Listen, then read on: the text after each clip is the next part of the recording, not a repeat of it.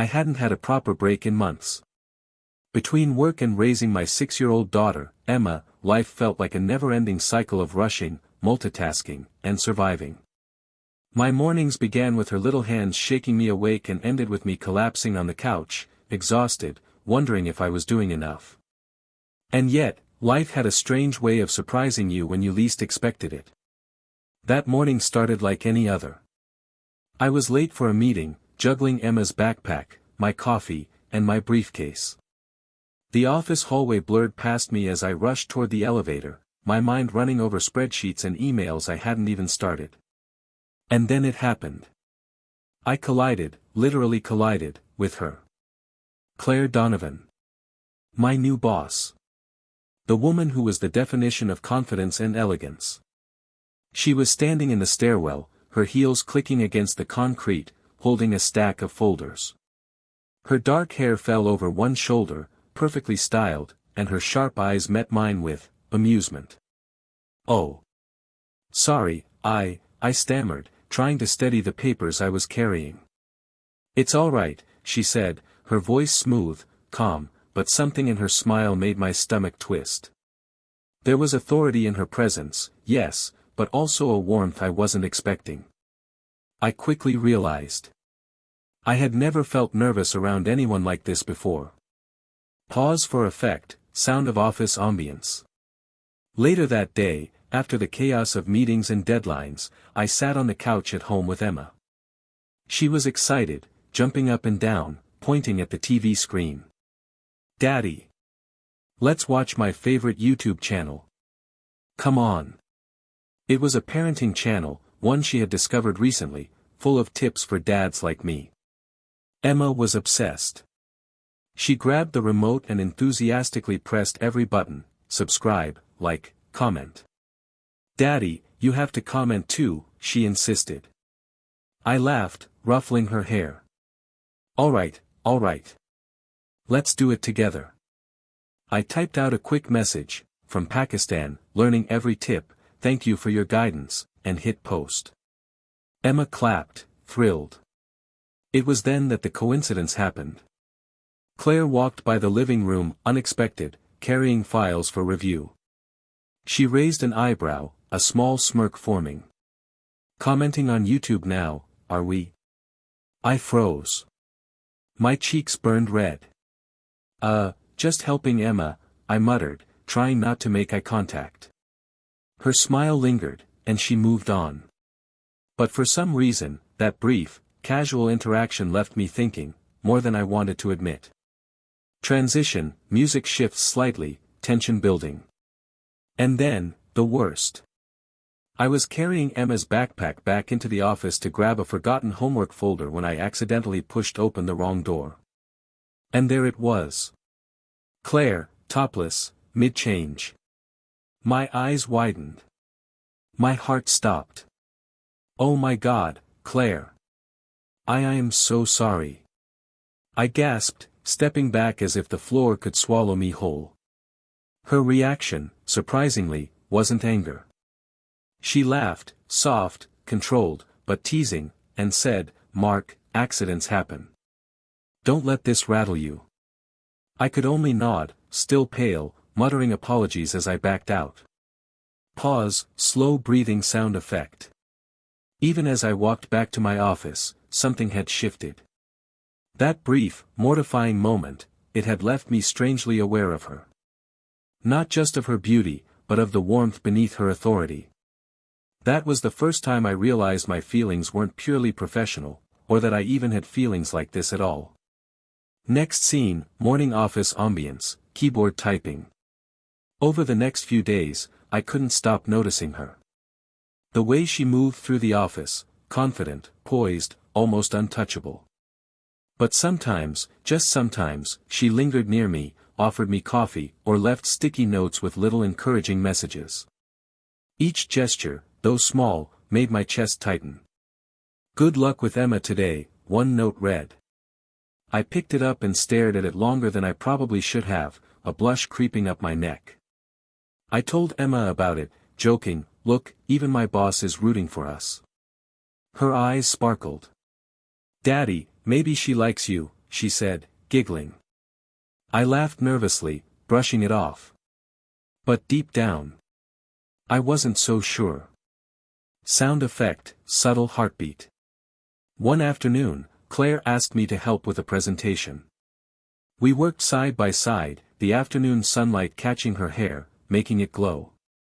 I couldn't help stealing glances, noticing how her hand moved as she annotated the slides, how her laughter, quiet but melodic, filled the office. I tried to focus, but my mind wandered back to that stairwell, that accidental encounter, and yes, that embarrassing glimpse.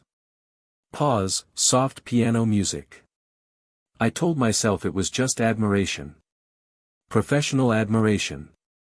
That's all. But then she smiled at me, not the polite, boss smile, but something softer, warmer. And I realized, it wasn't just admiration. I was drawn to her. Emotionally, physically, completely. Transition, evening sounds, city ambient noise. That night, walking home with Emma, I replayed the day in my head. I kept thinking about the way she looked at me, the subtle gestures, even the laughter. It was dangerous, thinking this way about your boss, but I couldn't stop. Emma held my hand, tugging me out of my thoughts. "Daddy, I'm glad you like her," she said, as if reading my mind. I smiled, squeezing her hand. "Yeah, me too, pumpkin." Closing scene, narration with soft fade-out music. And that's how it started. That awkward stairwell collision. That accidental glimpse. The smiles, the gestures, the growing awareness of something I couldn't yet name. Something that would change everything between us. Little did I know, that first chapter of embarrassment, curiosity, and subtle attraction was only the beginning, a spark that would ignite a story neither of us expected. Because life has a funny way of turning the tiniest moments, an accidental bump, a YouTube comment, a fleeting glance, into the moments that define your heart. And for me, Claire Donovan had already begun defining mine. The days after that incident were strange. Every step into the office felt heavier, yet somehow lighter. I couldn't explain it. There was something in Claire's presence, something magnetic, that made even the most mundane office tasks feel alive. That morning, as I walked past the glass walls of the conference room, I noticed her. She was reviewing a set of documents, the sunlight catching her hair just right, casting a soft glow around her. She didn't look up, but I felt her eyes. Not staring, exactly, just noticing. I hurried past, trying to pretend nothing had changed, but deep down I knew it had. Something in her awareness made my pulse quicken. Pause, sound of papers rustling, keyboard clicking. Later that day, in the break room, I spotted her pouring coffee. For a moment, I considered just walking past, but something told me otherwise. "Mark," she called softly, her voice carrying that calm authority that made my stomach flutter. "Do you want some coffee?" I nodded quickly, trying not to stare too obviously. "Yes, please." She handed me the cup with a small smile. It was simple. A gesture almost anyone could give. But the way she looked at me, the warmth behind her eyes, it sent a shiver down my spine. I walked back to my desk, coffee in hand, trying to act normal. But my mind wasn't on work. It was on her, the way her lips curved when she smiled, the faint scent of her perfume lingering in the break room, and the tiny note she had left on my desk that morning, "Good luck with Emma today." I stared at that note longer than I probably should have. The handwriting, the thought behind it, it was personal in a way that made my heart ache a little. Transition, subtle heartbeat sound, office ambience. Even Emma noticed. That evening, as we sat together eating dinner, she said, "Daddy, she's really nice, isn't she?" I froze. "What do you mean?" I asked, trying to keep my voice casual. "You know, the pretty boss lady," Emma said, grinning, her little hands playing with her fork. "You like her, don't you?" I laughed nervously, shaking my head. "Emma, we're just co-workers." She rolled her eyes. Yeah, "Sure, Daddy." But I caught the sly smile on her face. Kids always see things adults try to hide. Pause, soft music, reflective tone. Back at the office, my thoughts wandered. Every glance from Claire seemed to carry meaning, every smile a secret message. I found myself arriving early, hoping for small interactions, a shared laugh, a passing comment, anything. And sometimes, I got them. She would linger near my desk with casual questions about projects. Or she'd drop by with suggestions, leaning in just slightly as she explained a detail, her proximity making my chest tighten. I tried to focus on my work. Really, I did. But every time I glanced up, she was there, subtle, poised, almost ethereal. It was distracting, infuriating, thrilling. Transition, light piano intensifies slightly, emotional beat. Then one afternoon, she surprised me. "Mark, can we review the proposal together?" she asked. Her tone was casual, but there was a softness I hadn't noticed before. I followed her into the small conference room, and as we went over the slides side by side, I noticed details I had never paid attention to before, the way her brow furrowed slightly when concentrating, the subtle movement of her hands as she pointed out corrections, the gentle laugh she let out at my accidental joke. I couldn't focus. I didn't want to focus. I was entranced. And I had a growing awareness that this, attraction, wasn't one-sided. Sound effect, soft heartbeat, slight tension in background music. She leaned slightly closer, her hand brushing mine as she passed me a pen. It was subtle, barely noticeable, but my body reacted anyway. My pulse raced, my palms got clammy, and I had to take a deep breath to steady myself. She smiled at me, that soft smile again, and for a moment, I thought she was looking straight into my soul. Then, just as quickly, she returned to the work at hand, professional and composed. But the look lingered, like a secret unspoken. Pause, ambient office noise, typing and footsteps. By the end of the week, it was impossible to ignore. My thoughts were consumed with her. I replayed every interaction, every smile, every glance. Even in the quiet moments at home with Emma, I found myself drifting into memories of the office, thinking about Claire's laugh, the curve of her smile, the warmth in her eyes. And yet, I didn't act on it. Not directly. There was a line, a professional boundary, and I wasn't willing to cross it. Not yet. Transition, evening ambience, subtle emotional piano. One evening, as I packed up to leave, I noticed her lingering in the hallway. She watched me gather my things, her expression unreadable, but her eyes followed me with quiet interest. "Good night, Mark," she said softly, and it wasn't just a casual farewell. "Good night, Claire," I replied, my voice a little too loud, betraying my nerves. As I walked out into the city streets, the memory of that glance stayed with me. My chest ached in a way I hadn't felt in years since the divorce, since I had opened my heart to anyone. Pause, street ambience, footsteps on pavement. That night, I told Emma about the growing attention, laughing nervously. "She's nice, right? Really nice." Emma's eyes sparkled. "Daddy, maybe she likes you too." I laughed again, a little forced, but inside. I couldn't stop thinking that maybe she did. Transition, music swells, reflective tone. Days passed. Weeks, even. Each small interaction built a tension between us, a silent dance of attention and subtle gestures. The office felt different now, not just a workplace, but a space charged with anticipation, quiet excitement, and a longing that neither of us admitted aloud. I started noticing little things about her outside work too, how she carried herself with quiet confidence, how she treated others with respect and warmth, how even in moments of stress, she remained composed. And yet, beneath that composure, there was humanity. There was vulnerability I glimpsed in rare, fleeting moments, and it pulled me in further. Pause, soft emotional piano. It wasn't just admiration anymore. I felt protective of her, concerned, even, drawn to her in ways I didn't fully understand. And though I tried to deny it, I knew this was just the beginning. That attraction, that growing attention, was slowly turning into something much deeper. Every smile, every passing glance, every small gesture felt like a secret conversation. And every time she left the room, I found myself replaying it in my mind, hoping, wishing, wondering, what did she feel? Closing scene, fade music, emotional note.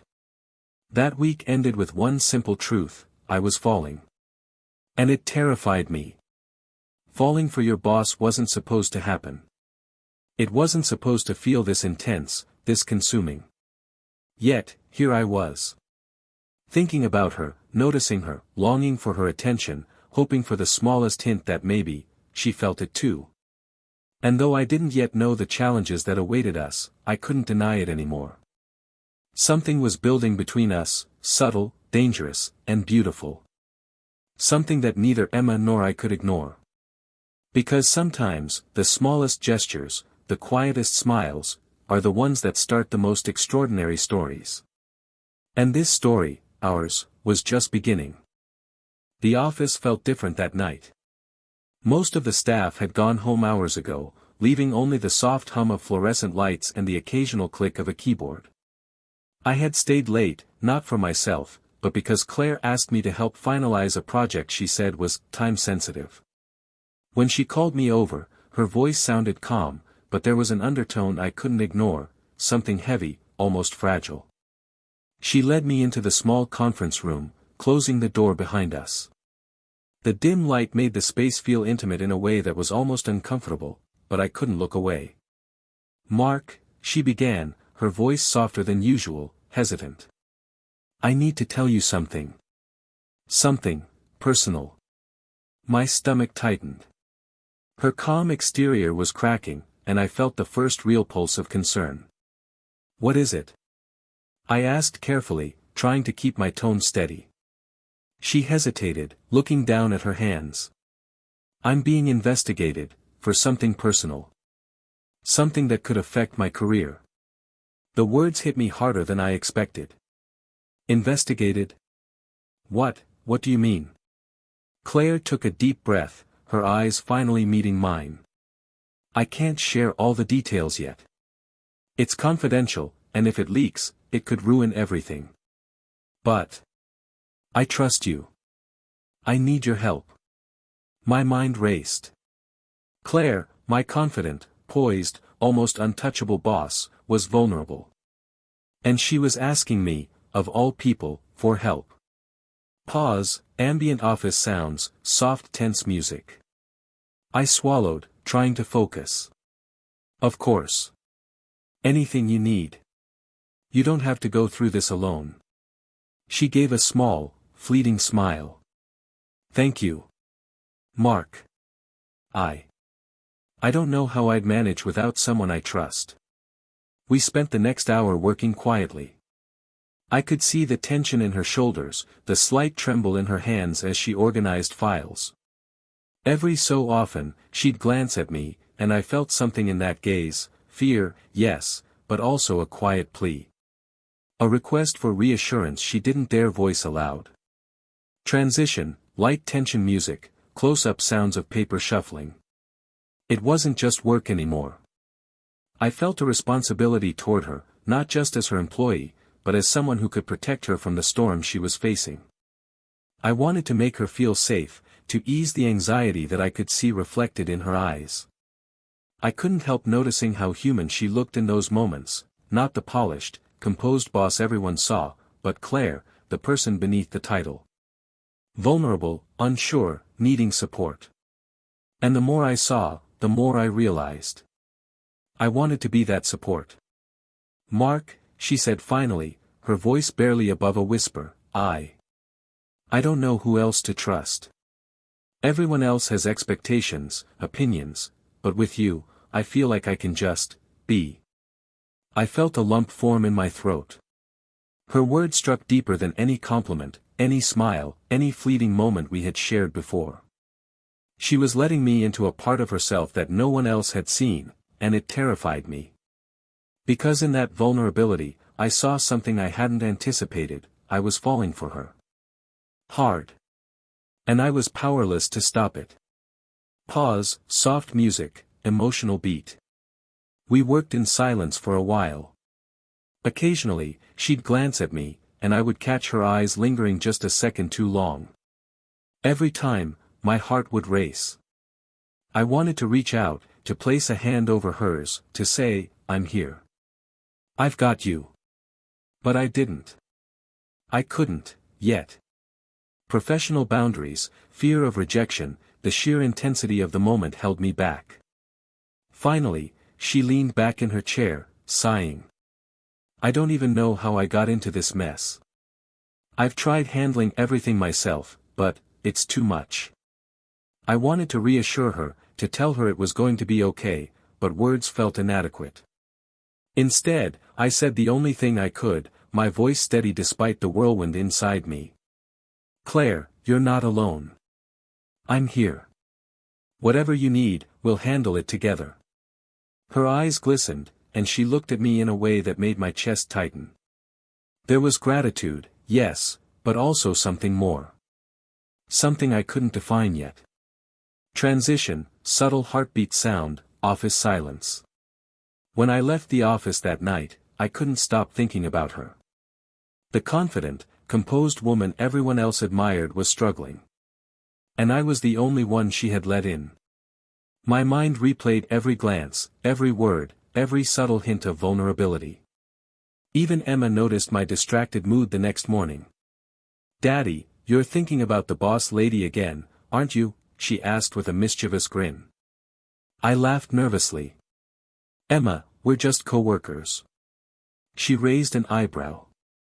"Sure, Daddy. Just co-workers." Pause, reflective music, morning ambience. The next few days at the office were tense. Claire's demeanor remained calm, professional, but every so often, I caught a flicker of something unspoken. A quiet anxiety in her eyes. A subtle tension in her posture. And each time I saw it, I felt the urge to step closer, to protect her, to reassure her, but I restrained myself. One afternoon, she called me over for another review session. I could see the exhaustion in her eyes, the slight trembling of her fingers as she flipped through documents. I wanted to tell her she didn't have to carry it alone, that I could handle more, but I stayed silent, offering only a supportive nod and a calm presence. "Thank you, Mark," she whispered, almost inaudibly. "I don't know how I would get through this without you." My chest tightened. Every time she said that, every time her eyes met mine with that mixture of gratitude and vulnerability, I felt something shift inside me. I was no longer just concerned for her career, I was invested in her well-being, in her. Transition, evening ambience, tense piano music.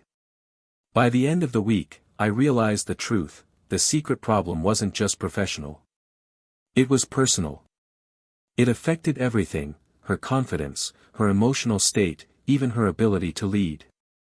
And I was the only one she trusted to help. That responsibility scared me. But it also drew me closer. I wanted to be more than just the supportive employee. I wanted to be someone she could lean on, someone she could rely on, someone who mattered to her beyond the office walls. Pause, subtle emotional music, heartbeat sound. That night, as I walked home with Emma, I kept thinking about her. About the way she had leaned back in her chair, exhausted yet determined. About the quiet vulnerability in her voice. About the way she trusted me, even when she could trust no one else. I realized something important, this wasn't just about attraction anymore. This was about connection. About trust. About being there for someone who needed me in ways I hadn't imagined. Closing scene, fade-out music, emotional tone. I didn't know how things would unfold. I didn't know the full extent of her problem. But I knew one thing, whatever came next, I couldn't walk away. I couldn't ignore the pull I felt toward her, the sense of purpose in being there for her, the growing bond that had formed between us. And for the first time in a long time, I felt something I hadn't felt in years, hope. Hope that even in the chaos, even in the stress, even in the uncertainty, something beautiful could emerge. Something unexpected. Something worth fighting for. The city outside was quiet, the streets lit by a soft glow of street lamps reflecting on wet pavement. Most people had gone home hours ago, leaving the world hushed and empty. But I wasn't at home yet. My phone had rung just a few minutes earlier. It was Claire. Mark. I don't know who else to call, she whispered, her voice trembling. Everything's falling apart. I need help. I didn't hesitate. I grabbed my coat, my keys, and told Emma I'd be back soon. She understood, she always did, but gave me a look that made my heart tighten. Be careful, Daddy, it seemed to say. Sound effect, footsteps in rain, car engine starting. When I arrived at Claire's apartment, I found her sitting on the floor, surrounded by scattered papers. The soft glow of the living room light cast shadows on her face, highlighting the tears streaking down her cheeks. For a moment, I just stood there, unsure if I should step closer or let her have space. Claire, I whispered, kneeling beside her. Her head fell into her hands. I can't do this anymore, she said, her voice cracking. It's too much, the investigation, the pressure, the stress. I feel like I'm failing at everything. My chest ached at the sight. This was the confident, composed woman I had admired for weeks, now broken and vulnerable before me. And I realized. I had never wanted to protect someone so badly in my life. I reached out slowly, placing my hand over hers. The warmth of her skin against mine was grounding, a lifeline for both of us. You're not failing, Claire, I said, my voice steady even as my heart raced. You're human. Everyone struggles. But you're not alone. I'm here. I won't let you face this alone. Pause, soft emotional music, rain in background. She looked up at me, her eyes glistening with tears, a faint glimmer of relief breaking through the despair. Mark. Thank you. I don't think anyone has ever, really been here for me like this before. Her words made my chest tighten. She wasn't just thanking me, she was trusting me, opening herself to me in a way that few ever had. And I knew, in that moment, that my feelings for her weren't just admiration or attraction, they were something far deeper. Something that demanded care, attention, and unwavering support. Transition, ambient apartment sounds, soft piano. We stayed like that for a while. I didn't try to fix everything. I didn't try to offer solutions she wasn't ready to hear. I simply sat beside her, holding her hand, letting her lean on me. And in that shared silence, something shifted. She leaned slightly against me, and I felt her trembling ease, her weight a physical manifestation of trust. For the first time, our connection felt unspoken, undeniable. No professional boundaries, no awkward accidents, just two people navigating the storm together. Mark.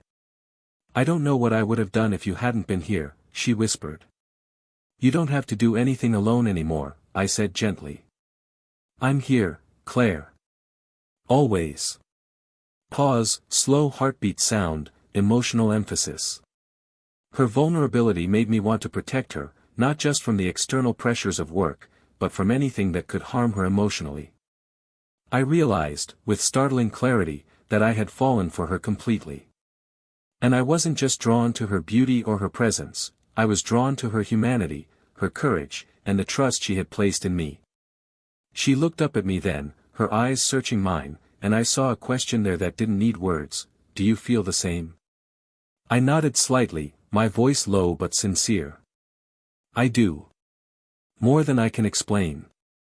Her lips parted in a small, fragile smile, and it was the first real sign of light I'd seen from her that night. For a fleeting moment, the weight of her troubles seemed a little lighter. Transition, soft ambient music, emotional build-up. We talked for hours, not about work, not about the investigation, but about life, fear, vulnerability, and hope. She shared stories I hadn't expected, moments of doubt and struggle she never revealed to anyone. And I listened, not judging, not advising, just being there. The connection was profound, intimate, and raw.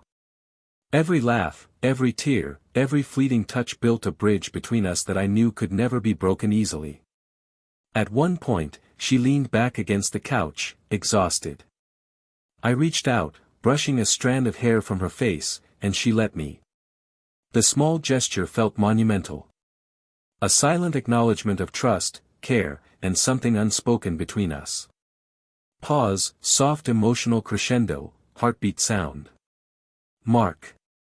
I don't want to feel alone anymore, she said, her voice barely audible. You won't, I said firmly, squeezing her hand. Not now, not ever. I promise.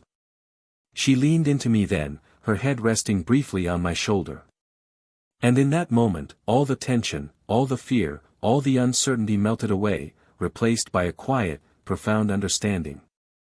We were no longer just boss and employee. We were two people facing the world together. Transition, rain sound, subtle piano. Eventually, we both grew quiet, exhausted from the emotional weight of the night. But the closeness lingered. She looked up at me one last time before I left, her smile small but genuine. Thank you, for being here, she said softly. You don't have to thank me, I replied. I want to be here. Always. As I walked home through the rain-soaked streets, I couldn't shake the image of her fragile smile, the warmth of her hand in mine, the trust she had placed in me.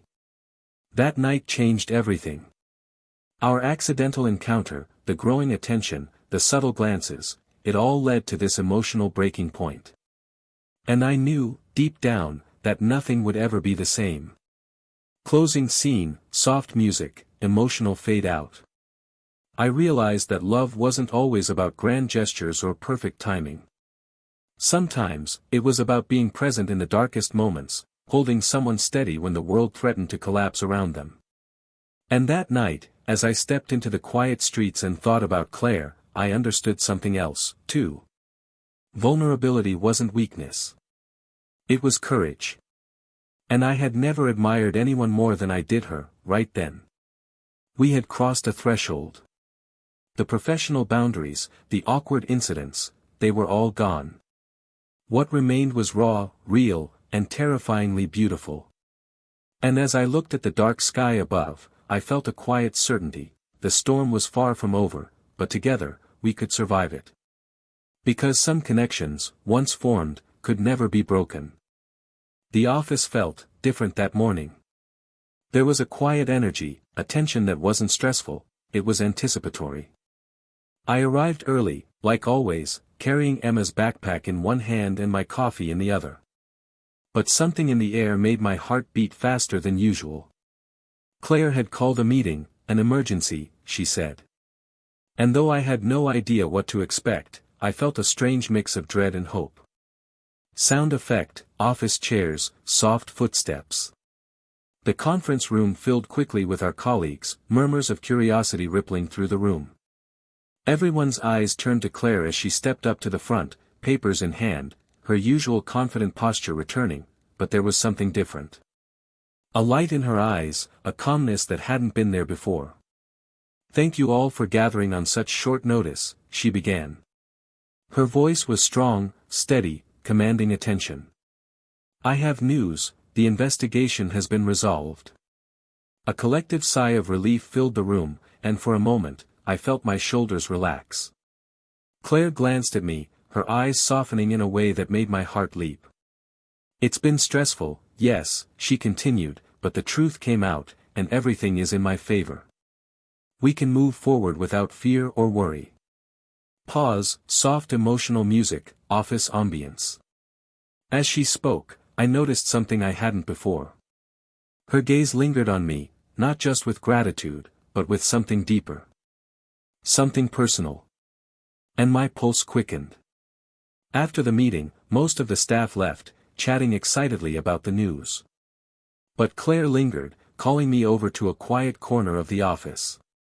My heart raced, unsure what to expect. Mark, she began, her voice soft, almost hesitant. I couldn't have handled any of this without you. You've been my anchor through all of it. I swallowed, feeling the warmth spread through me.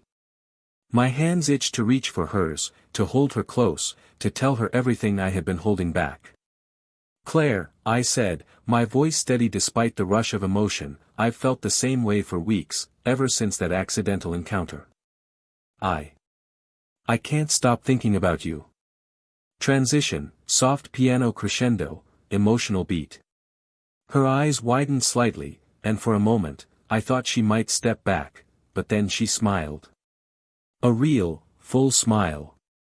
One that lit up her entire face and erased every ounce of tension I had seen in her before. You feel the same, she whispered, almost in disbelief. Yes, I said, my voice low but certain. I do. I've been scared to admit it, but I can't anymore. I care about you, more than I ever thought I could. Pause, ambient office sounds, subtle heartbeat. Then, the most unexpected thing happened. From behind the desk, a small voice piped up. Daddy. You too should be happy. Emma. My little girl. She had come to the office with me that morning, holding a small card she had made herself. The card was bright and colorful, scribbled with crayons, you too should be happy. Claire's laughter filled the room, a melodic, joyful sound that made my chest ache with relief. She knelt down to Emma's level, hugging her gently. Thank you, sweetheart. That's very sweet of you, she said, her eyes softening. Emma giggled and looked at me. See, Daddy. I told you. Transition, warm piano music, soft ambient office noise. And in that moment, everything shifted. The tension, the fear, the uncertainty, it all melted away, replaced by something warm, joyful, and undeniable. Claire stood, reaching out her hand to me. I took it without hesitation, feeling the electric connection pass between us. I want to be honest with you, she said. Not just about work, or the investigation, but about us. I nodded, my heart pounding. I want that too. Us. No holding back. And then, the twist, the shocking, yet beautiful twist, I hadn't expected. I've been thinking about this for a while, Claire said, her eyes sparkling. I've been afraid to admit it, but I want something more than just us quietly growing close at work. I want a family. With you. And Emma. My jaw dropped slightly. I had expected romance, yes, but this was beyond my wildest dreams. Claire, the confident, beautiful, extraordinary woman I had admired from afar, wanted to be part of our little family. My little girl, my life, and her life, all intertwined. Sound effect, soft emotional crescendo, heartbeat sound. I felt a rush of emotion I couldn't put into words. Relief, joy, disbelief, all at once. I pulled her into a gentle embrace, holding her close, feeling the weight of every fear and every heartbreak lift from both of us. Emma clapped her hands, giggling. See, Daddy. I knew it. Claire laughed, resting her head against my shoulder. I suppose she did. Transition, warm ambient music, emotional fade. That day, everything changed. Our relationship, once subtle and tense, became open, real, and full of love. The awkward moments, the accidental encounters, the stolen glances, all of it led to this perfect, unexpected moment of clarity and happiness.